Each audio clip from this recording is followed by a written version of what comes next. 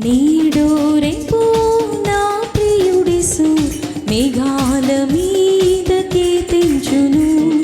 నేడు రేపు నా ప్రియుడేసు మేఘాల మీదకి తెంచును. నేడు రేపు నా ప్రియుడేసు మేఘాల మీదకి తెంచును. నేడు రేపు నా ప్రియుడేసు మేఘాల మీదకి తెంచును.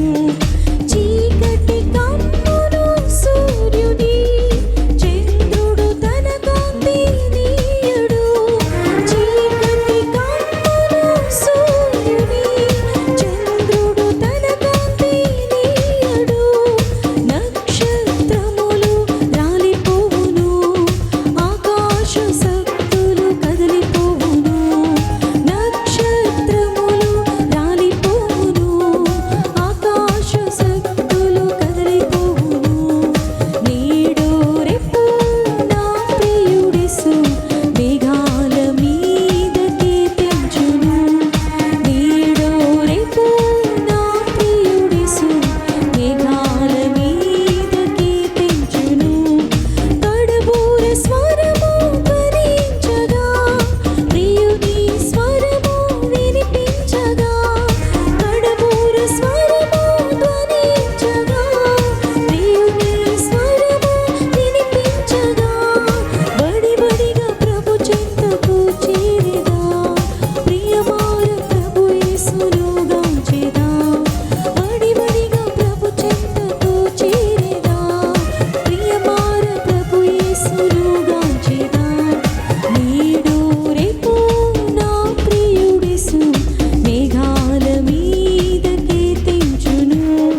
నేడు రేపు నా ప్రియుడేసు మేఘాల మీదకి తెంచును. నా ప్రియుడేసుని సన్నిధిలో వేదన రోదనాలుండవు. నా ప్రియుడేసుని సన్నిధిలో వేదన రోదనాలుండవు. హల్లెలూయా స్తుతి గీతాలతో నిత్యము ఆనందమానందమే. హల్లెలూయా స్తుతి గీతాలతో నిత్యము ఆనందమానందమే. నేడు రేపు నా ప్రియుడేసు మేఘాల మీదకి తెంచును. నేడు రేపు నా ప్రియుడేసు మేఘాల మీదకి తెంచును. మహిమాన్వితుడై ప్రభు యేసు మహీతలమున కీర్తించును. మహిమాన్వితుడై ప్రభు యేసు మహీతలమున కీర్తించును. నేడు రేపు నా ప్రియుడేసు మేఘాల మీదకి తెంచును.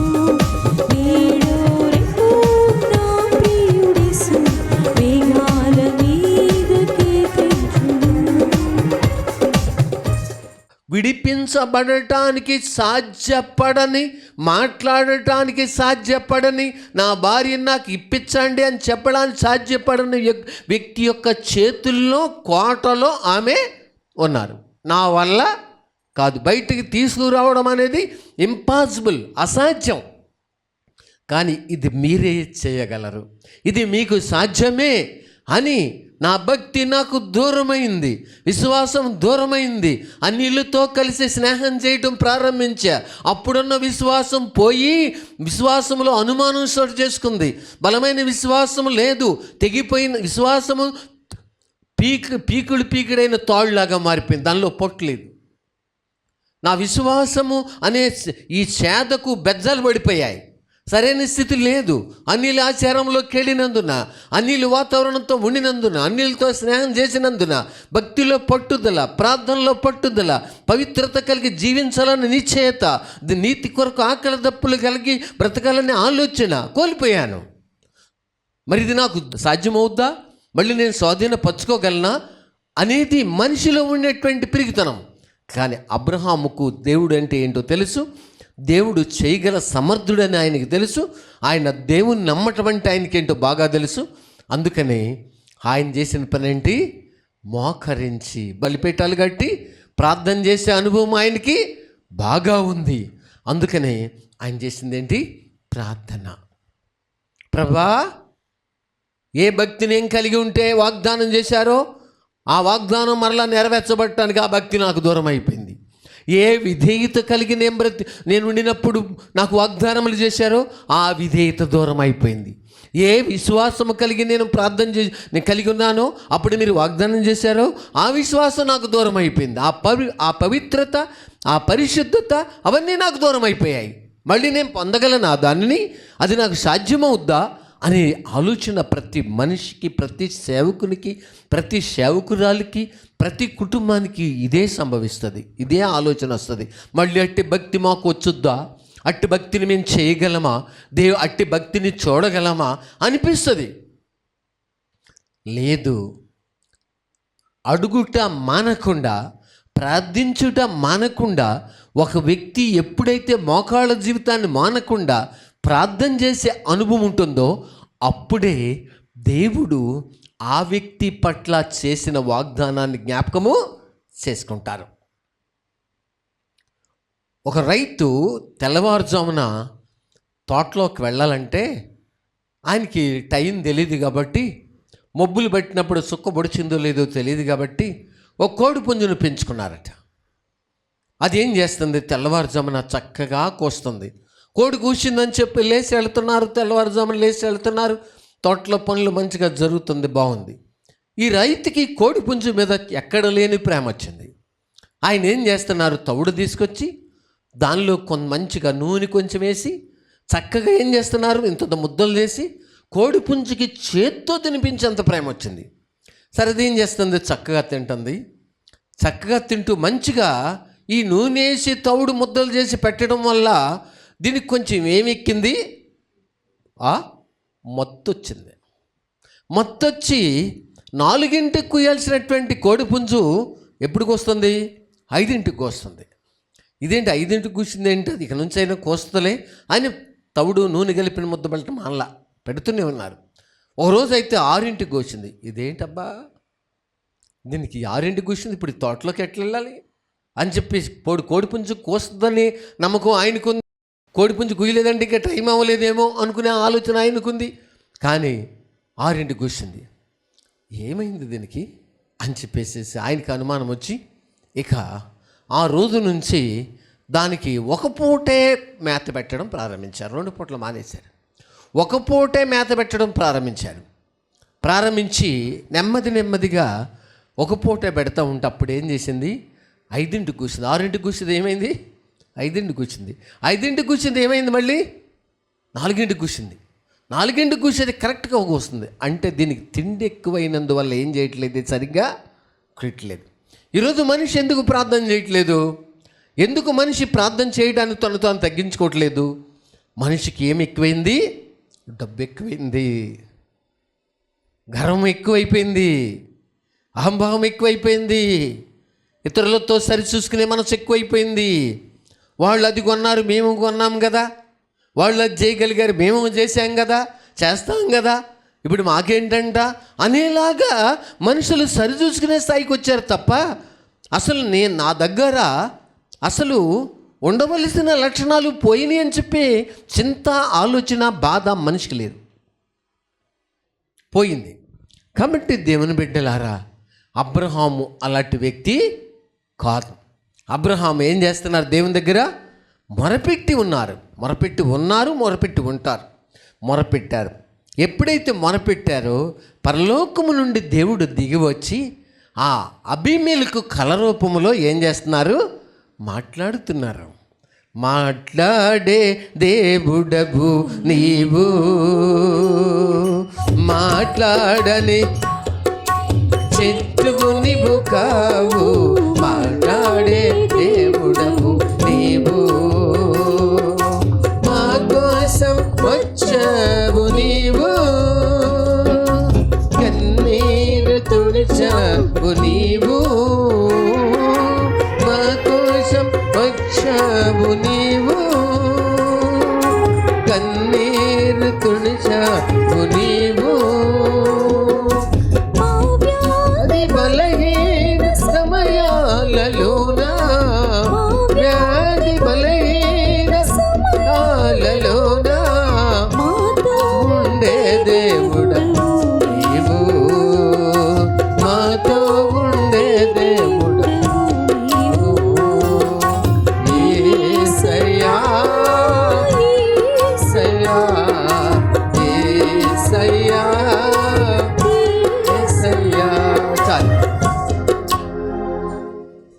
ఎప్పుడైతే అబ్రహాం గారు నోరు తెరిచి దేవుని దగ్గర విశ్వాసంతో మొరపెట్టడం ప్రారంభించారో అప్పుడే దేవుడు ఒక అద్భుతం చేయబోతున్నారు.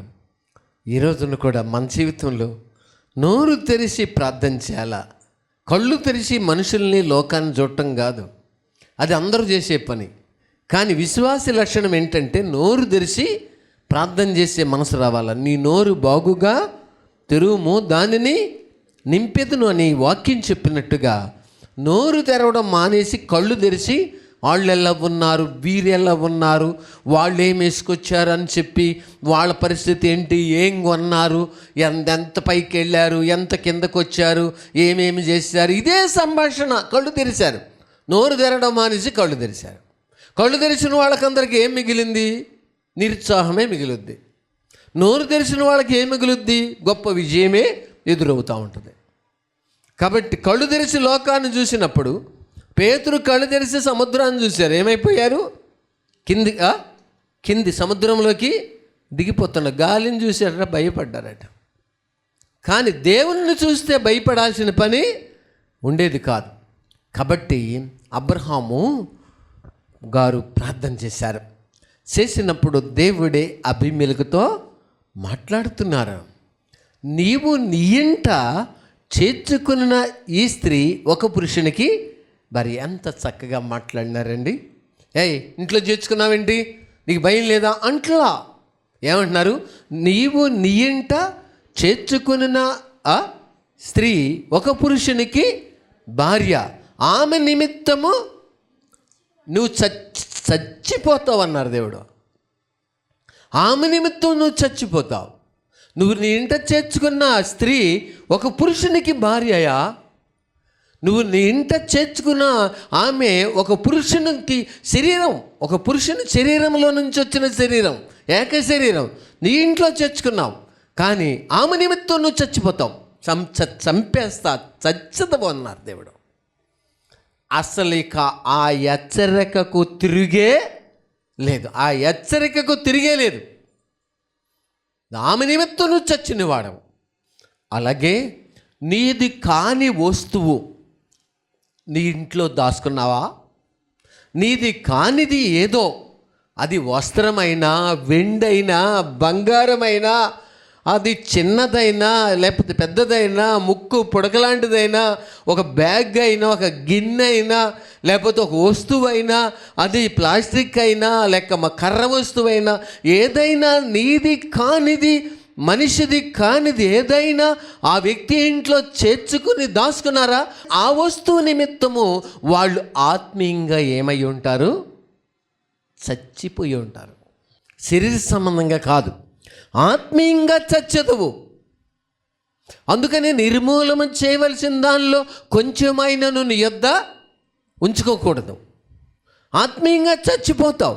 నీది కాని రూపాయి అయినా, నీది కానిది ఏదైనా, నీది కానిది ఏ వస్తువైనా, అది ఒక తాళమైనా, ఒక ఇనప ముక్కైనా, వెండైనా, బంగారమైనా, వస్త్రమైనా, కచ్చిపైనా, స్టీల్ అయినా, లేక ఏదైనా ఒక వస్తువు నీది కానిది నీ ఇంట్లో ఉందా? దాని నిమిత్తము ఆత్మీయంగా ఏమవుతాడు మనిషి? ఆత్మీయంగా చచ్చిన వాడవు సుమా. జీవించుచున్నావన్న పేరు మాత్రం అన్నదిగా నీవు మృతుడివే, చచ్చిన వాడవు సుమా. ఏంటో ఆ వస్తువు నా ఇంట్లో దాచి మరుగుపరిచి దాన్ని వాడుకుంటున్నాను, ఆ రోజు నుంచి నా నోట్లో ప్రార్థన ఆగిపోయింది. నిజం, ఒకప్పుడు లేచి ప్రార్థన చేసిన ప్రార్థన ఆగిపోయింది.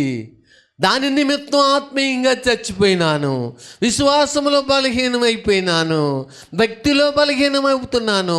లోకములో ఉన్న వారి వైపు చూసి, వాళ్ళ అభివృద్ధిని చూసి ఆలోచించి, నా యొక్క పరిస్థితిని చూసి ఆలోచించి కుంగిపోతున్నాను. లోకస్తుల వైపు చూసి, వాళ్ళ యొక్క అభివృద్ధిని చూసి నేనేదో తపన పడుతున్నాను.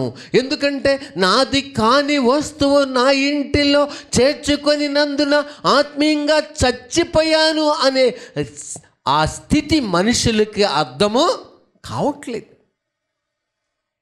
అర్థం కావట్లా.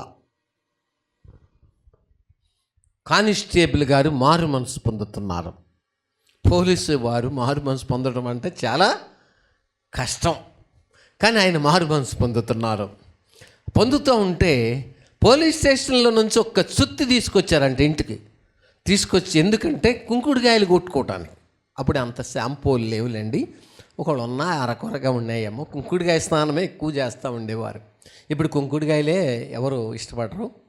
కానీ దేవుడు ఆ సుత్తిని చూపించి, నువ్వు నీ ఇంట చేర్చుకొనిన ఈ సుత్తి నీది కాదు, తిరిగిచ్చేయి, దాని నిమిత్తము నువ్వు ఆత్మీయంగా చచ్చిన వాడవు సుమా.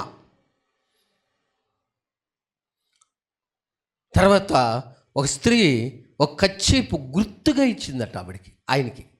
ఈ కచ్చేపు నీ దగ్గర పెట్టుకో, దాన్ని చూసినప్పుడల్లా ఆ కచ్చేపులో ఎవరిని జ్ఞాపకం చేసుకో, నన్ను జ్ఞాపకం చేసుకో అని ఇచ్చిందట. దాని నిమిత్తము నువ్వు ఆత్మీయంగా చచ్చిన వాడు సుమా, తీసేయి. ఏవి గుర్తుగా ఇచ్చినారో వాటి నిమిత్తము ఆత్మీయంగా మనుషులు చచ్చిపోయినారు. నువ్వు నీ ఇంట చేర్చుకున్న స్త్రీ ఒక పురుషునికి భార్య, ఆమె నిమిత్తము నువ్వు చచ్చినవాడవు సుమా, చచ్చిపోతావు సుమా. నీది కానిది ఏదో నీ ఇంట చేర్చుకున్నప్పుడు అది ఒక వ్యక్తికి చెందినది, అది అన్ని ఇంటలో పెట్టుకున్నది ఒక వస్తువు చెందినది, ఒక మనిషికి చెందినది, ఒక వ్యక్తికి చెందినది, ఒక స్త్రీకి చెందినది, ఒక పురుషునికి చెందినది, లేక ఒక స్త్రీకి చెందినది, లేక ఒక కుటుంబానికి చెందినది. అది నీది కాదు.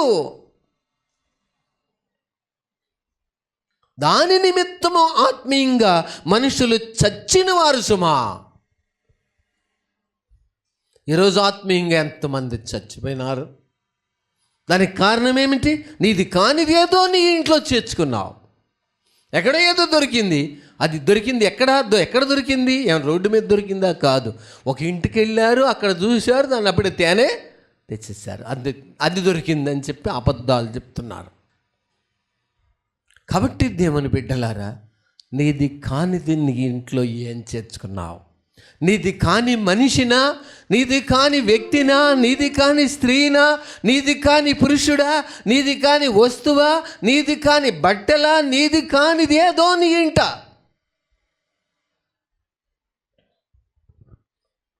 ఒక విశ్వాసి చెప్తూ ఉన్నారు, మా పాస్టమ్మ గారు నా మెడలో హారం తీసుకుని ఎక్కడికో ఫంక్షన్కి వెళ్తున్నాను వెళ్ళారండి, ఈ రోజుకి ఇవ్వట్లేదండి.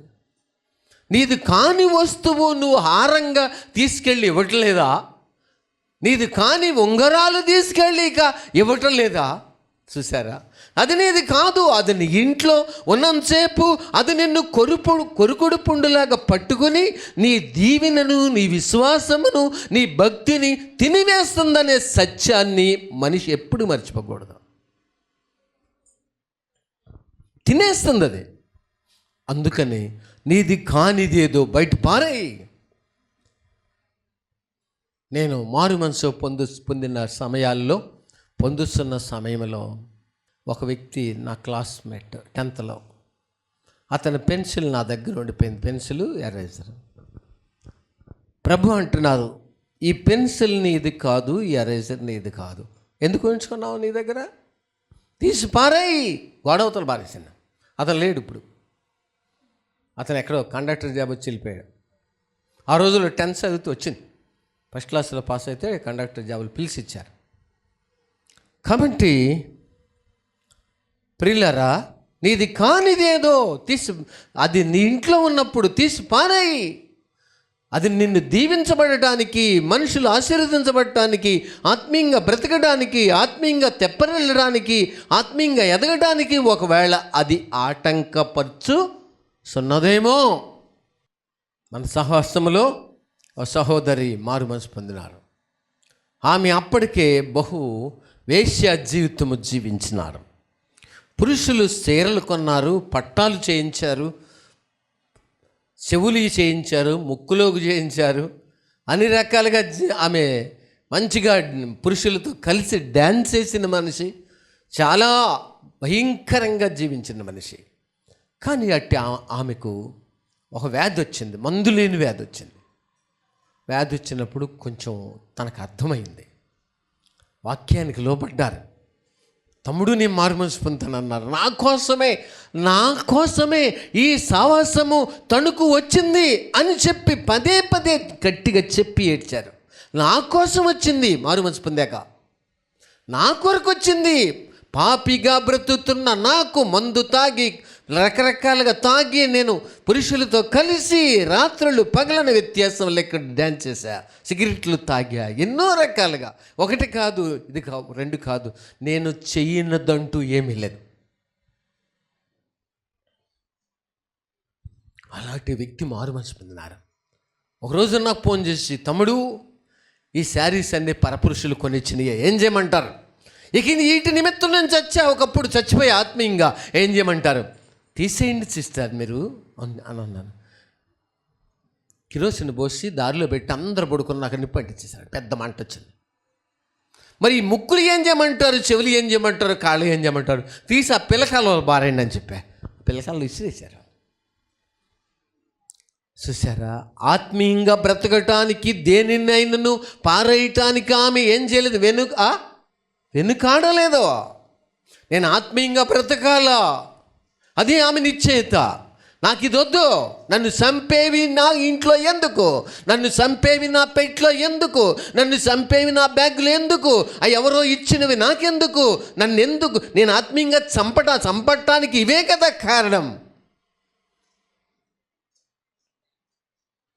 కాబట్టి దేవుడు మాట్లాడారు. అబ్రహాము ప్రార్థించిన మేరకు ఆయన భార్యను తిరిగి ఆయనకి అప్పచెప్పారు. మనం కూడా ప్రార్థించినప్పుడు ఇంట్లో ఏమున్నాయో దేవుడు చెప్తారు, ఒంట్లో ఏమున్నాయో చెప్తారు, హృదయంలో ఏమున్నాయో చెప్తారు. ఏం తెచ్చాడో మనిషి, ఏటిని బట్టి ఆత్మీయంగా చచ్చిపోయాడో కూడా దేవుడు చెప్తారు. బ్రతకాలనే ఆకాంక్ష, ఆశ మనిషిలో వస్తే దేవుడు పని దేవుడు చేస్తారు. ప్రార్థన చేసుకుందాం. మహాగణుడును మహోన్నతుడువైన ప్రభా, బ్రతకాలనే ఆశ లేకపోతే, ఆత్మీయంగా బ్రతకాలనే ఆశ లేకపోతే దేవుడు ఎందుకు చూపిస్తారు?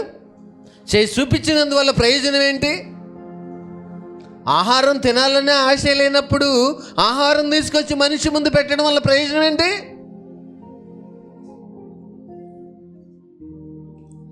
ప్రభా, నీతిమంతుడైన అబ్రహాము ప్రార్థనా పరులు, ప్రభా, నీది కాని వస్తువు ఏదో నీ ఇంట్లో ఉందో అదే ఆత్మీయంగా చచ్చిపోవడానికి కారణమేమో. మనుషులు ఎదగకుండా, దీవెన లేకుండా పోవడానికి అదే కారణమేమో. అది చిన్నదైనా పెద్దదైనా.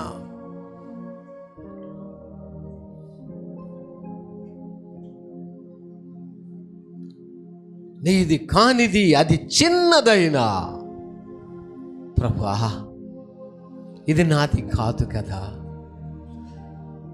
నేను ఆత్మీయంగా చచ్చిపోవడానికి ఇవే కారణం కదా.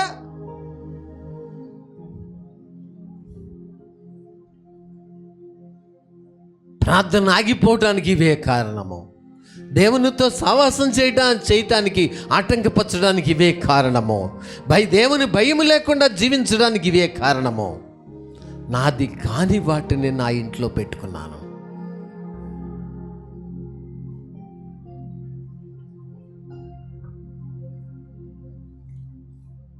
మహాగణుడును మహోన్నతుడువైన ప్రభా, నా స్థితి ఎరిగి, మా స్థితి ఎరిగి మాతో మీరు మాట్లాడుతున్నారు. ప్రభా, మనిషి బ్రతకాలంటే, ఆత్మీయంగా బ్రతకాలంటే, ప్రభా, ఆత్మీయంగా చంపటానికి లోపలికి వచ్చిన ఏవో అవి తీసి అవతల పారవేయాల్సిందే.